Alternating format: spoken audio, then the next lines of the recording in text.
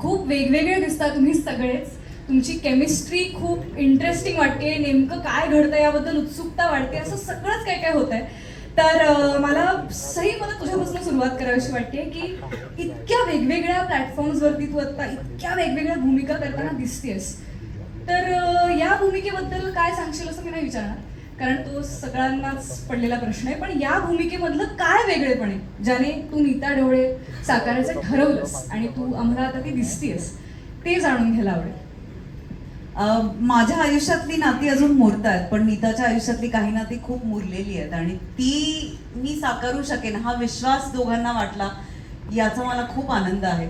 आणि त्या निमित्ताने जेनझी लोकांबरोबर काम करता आलं. त्यांचे थॉट्स म्हणजे आता मला असं वाटतं की तू किंवा हे तिघेही आता I think the baton is going to pass one day. आणि मला असं वाटतं की हे असं बघताना मजा येते. I don't want to sound old, पण हे असं बघताना मजा येते आणि त्या कामाची पण मजा आली. आणि I am very happy for Sammy, कारण त्याच्यासाठी हा महत्त्वाचा सिनेमा आहे.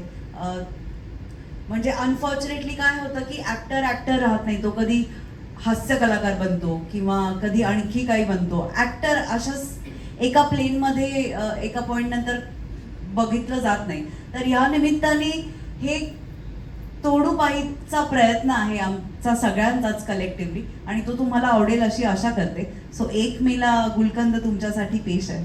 वा वा. आणि एक थोडक्यात आम्हाला ऐकायला आवडेल की सचिन गोस्वामी यांच्या दिग्दर्शनाचा काय अनुभव होता. Sachin sir is the coolest person I have ever मेट.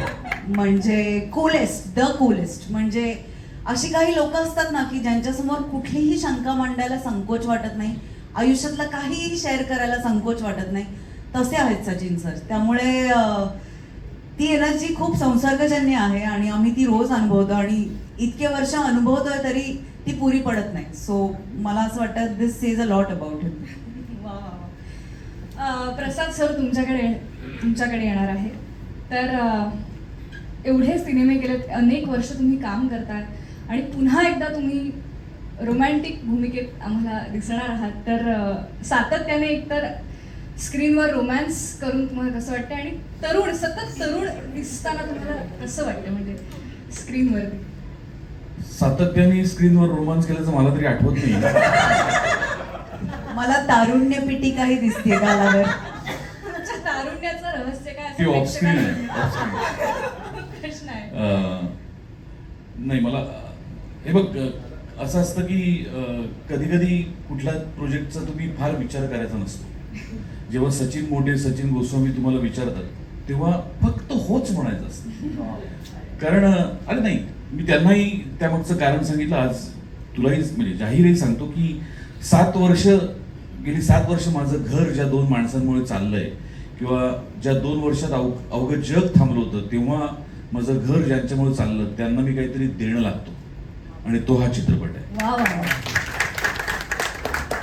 त्यामुळे तिथे विचार करण्याचा काही प्रश्नच नव्हता. मी रोमॅन्टिक आहे का, मी विलन आहे का, माझ्याबरोबर कोण आहे. त्यामुळे मला हा चित्रपट करायचा होता. हे फायनल होतं. काळ्या दगडावरची रेघ.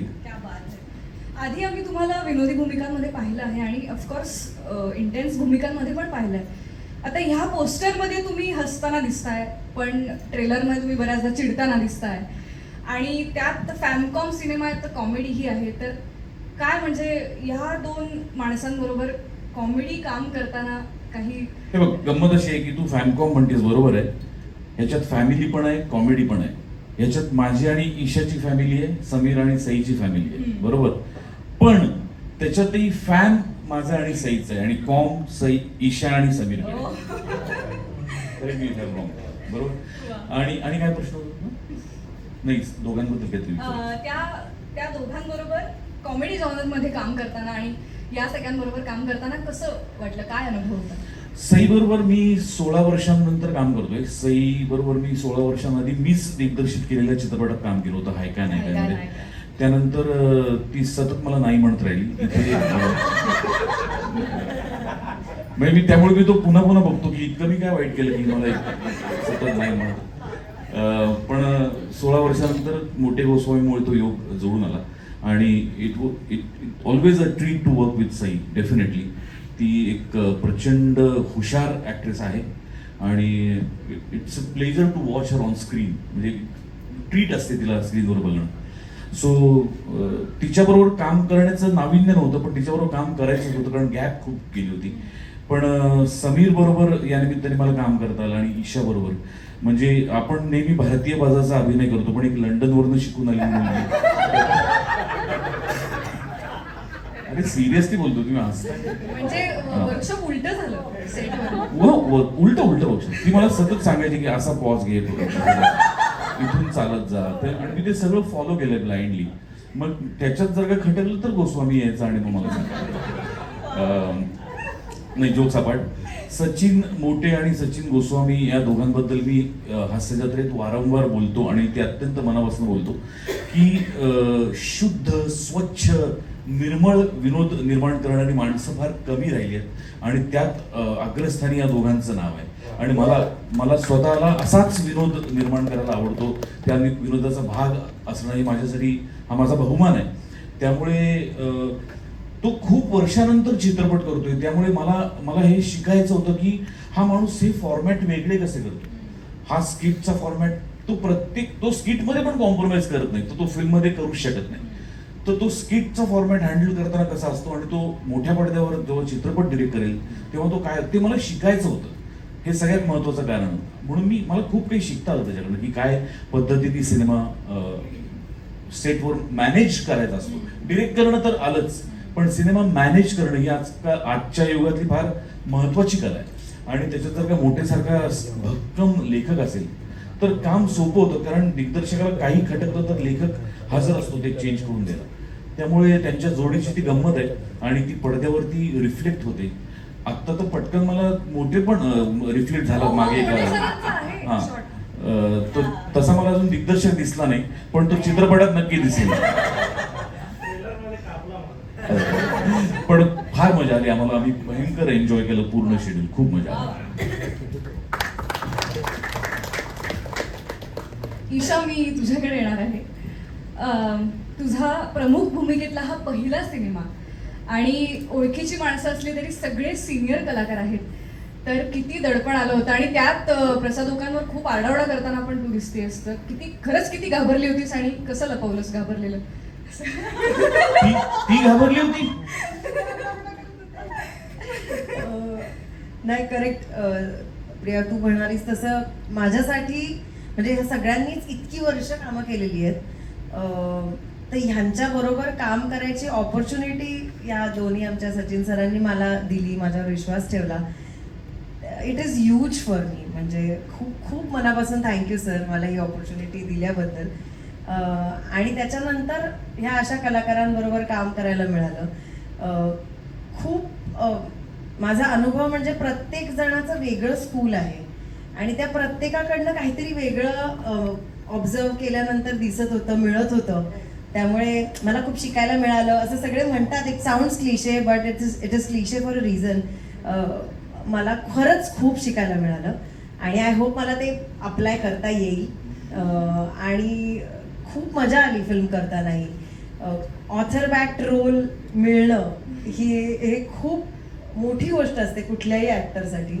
आणि ते मला एवढ्या म्हणजे एक ग्राफ असलेली भूमिका जी कुठून तरी सुरू होतीये, तिच्या आयुष्यात काहीतरी घडतंय आणि ती कुठेतरी जातीये, हे सगळं मिळणंच म्हणजे आय एम सो ग्रेटफुल की मला हे करायला मिळालं. आय होप मी ते बरं केलं असेल. मी प्रयत्न मनापासून केलेत आणि मज्जा खूप केली आम्ही सगळ्यांनी फिल्म करताना. तर ती रिफ्लेक्ट झालीच असेल आणि आय एम शुअर सगळे एन्जॉय करतील. तर 1 मे पासून सगळ्यांनी नक्की गुलकंद बघा. आणि तू खास वजन वाढवलं होतंस या 700 किलो. दादा सगळ्या इंटरव्ह्यूज मध्ये सांगतो ईशाने 700 किलो वाढवलं होतं फिल्मसाठी. आणि आता you are back in shape. तर वा, तुझं खूप खूप अभिनंदन त्यासाठी. धन्यवाद. समीर दादा, तुला खूप महत्वाचा प्रश्न आहे. तो म्हणजे ऑफकोर्स आम्हाला माहितीच आहे की हा सिनेमा घेण्यामागचं खूप मोठं कारण हे आहे की सई ताम्हणकर तुझी हिरोईन असणार होती. म्हणजे कास्टिंग झाल्यावर पटकन असं वाटू शकतं की प्रसादोक आणि सई ताम्हणकर हे एकत्र असतील, पण तरी सई ही तुझी हिरोईन आहे, तर याबद्दल तू किती एक्साइटेड आहेस? आणि त्यात तू डान्सही केलाय सई बरोबर, तर क्या बात आहे. सई, मला जेव्हा कळलं सरांनी सांगितलं की एक चित्रपट करतोय, तर त्यावेळेला ॲक्च्युली मी आणि सई असे अपोजिट होतो एकमेकांच्या, आणि प्रसादनी हे होतो. तर तेव्हा सईपर्यंत काहीतरी आजही ओपनली सांगायला हरकत नाही, सईपर्यंत वेगळा मेसेज गेला की प्रसाद आणि ती आहे, तर सईने पिक्चर सोडला होता. ती म्हणाली समीर असेल माझ्या ऑपोजिट, हेच एक कारण आहे मी हा चित्रपट करते. सई मी बरोबर बोलते. त्यामुळे आणि मग सरांनी सांगितलं, सॉरी मी तुला वेगळा रोल दिलेला होता, पण सई सोडते पिक्चर, तू नाही असल्यामुळे, त्यामुळे मग तू प्लीज करशील का? सो आय सेड ओके, मी करतो पिक्चर. आणि त्यामुळे मध्यंतरी पण असं झालेलं होतं की रिहर्सलला किंवा रिडिंगला सॅमी आहे का नाही आहे, मग मी बिझी आहे वगैरे, असे पण काही प्रकार झाले. त्यामुळे सई खूप एक्सायटेड होती. मी म्हटलं हे बोधवे असलं पाहिजे, मीही मग थोडासा एक्सायटेड झालो. पण जोक्स अपार्ट एवढंच सांगतो की सईचा मी प्रचंड मोठा फॅन आहे. मला जर मी नेहमी तुला सांगतो, हे 100 वेळा सांगितलं असेल, देवाने मला एक गुन्हा माफ केला समजा, तर मी सईचे डोळे चोरेन. मी अगदी अर्ध्या फुटावरून काही इंचांवरून ते डोळे बघितलेले आहेत, आणि ती डोळ्यातून जे इमोट करते ते फार कमी अभिनेत्रींना जमतं. त्यामुळे माझी एक प्रचंड इच्छा, आमच्या हसरेत्रेमध्ये 2-3 वेळेला असे घेतलेले होते की रसिका माझी बायको असते आणि मी समीर चौगुले सेलिब्रिटी असतो.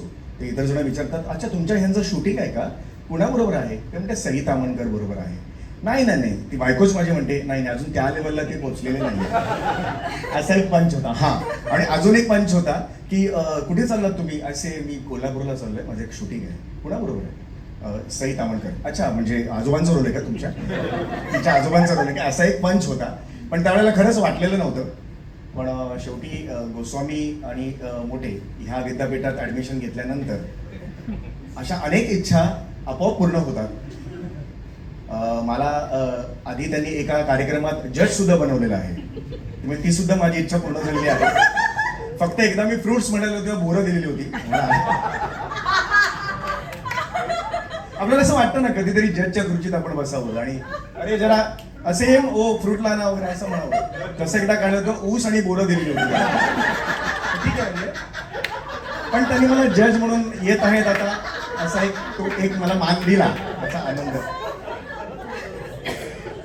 पण मला हे जन्मात वाटलेलं नव्हतं सचिन सर मला सई बरोबर नाचायला वगैरे लावतील.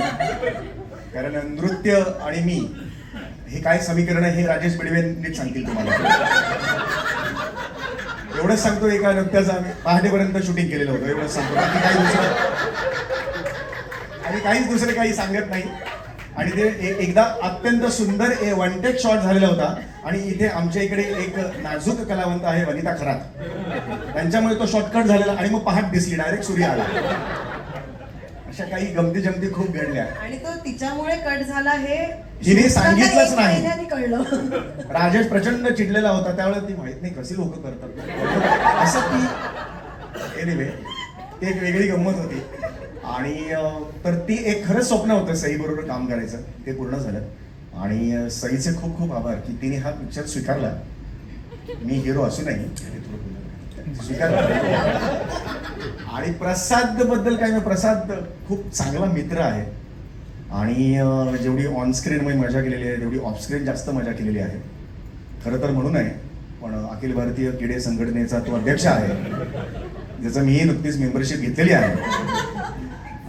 तर त्यामुळे आणि ईशा बरोबर तर ना मला सर आवर्जून सांगायचे की समयात तुमची मैत्रीण उतरली नाही तर बरं होईल, कारण आम्ही ना अपरिचित आहोत एकमेकांशी, आम्ही अपरिचित आहोत एकमेकांशी, आणि ती उतरली नाही पाहिजे तुमची मैत्री. तर त्यामुळे आम्ही बऱ्याच वेळेला बोलायचो ना एकमेकांशी. ती आली की मी उठून जायचो, असं अनेक वेळेला आम्ही केलं.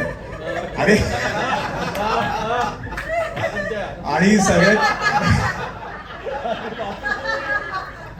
सगळ्यात शेवटी सचिन आमचे स्क्वेअर आम्ही म्हणतो, त्यांचे आभार की त्यांनी एवढा विश्वास टाकला असं कृपया हे समजू नका की हास्यचित्रातलाच हा कलावंत आहे, त्याला काय मिळाला ओळखीने. आमच्याकडे ओळखीने काही होत नाही.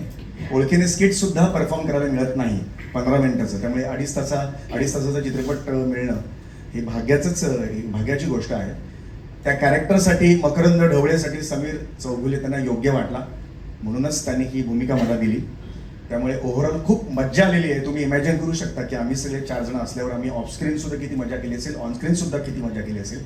त्यामुळे सगळ्यांनी 1 मेला आवर्जून जा आणि या चित्रपटात ह्या गुलकंद चाखा. नक्की तुम्हाला आवडेल याची खात्री मी तुम्हाला देतो. संपूर्ण टीम बद्दल खूप छान वाटतंय. म्हणजे प्रसाद सर तुम्हाला रोमॅन्टिक भूमिकेत बघायला आम्ही खरंच खूप उत्सुक आहोत. सई, तू पहिल्यांदा टीनेजरच्या आईची भूमिका करणार आहेस, सो आम्ही त्यासाठी एक्सायटेड आहोत. आणि खूप सुंदर आणि वेगळी दिसतेस तू ट्रेलरमध्ये सगळीकडे. समीरदा, इतके वर्ष तू लोकांच्या मनावर कसं आणि किती राज्य करतोयस हे मी वेगळं सांगायला नको. आणि आज तुझा पहिला प्रमुख भूमिकेतला सिनेमा येतोय, तर मला वाटतं इथल्या प्रत्येकाला आणि प्रत्येक आपल्या महाराष्ट्रातल्या सगळ्या प्रेक्षकांच्या मनात एक पर्सनल आनंद आहे की तुझा सिनेमा येतोय. त्यामुळे आम्ही सगळेजण यासाठी खूप खूप एक्सायटेड आहोत. आणि ईशा, तुझा पहिला सिनेमा आहे, त्यामुळे ही आणखी वेगळी एक्साइटमेंट आहे. त्यामुळे थँक्यू सो मच. मला फक्त एकच बोलायचं, एकच वाक्य की या क्षणाला मला माझ्या आईची आठवण येते. आई खूप पूर्वी गेली, 20 वर्ष झाली जाऊन. ती ह्या क्षणासाठी जगत होती असं म्हणायला हरकत नाही. पण अचानक एक दिवस ती हार्ट अटॅकने गेली. तर हे कधी मी हातावर असं बोललेलं नाही आहे. सो आय फील आज आई असायला पाहिजे होती. ती बघतीये. Thank you so much. कृपया स्थानापन्न. थँक्यू प्रिया. खूप छान ॲक्टिंग करतेस तू. थँक्यू.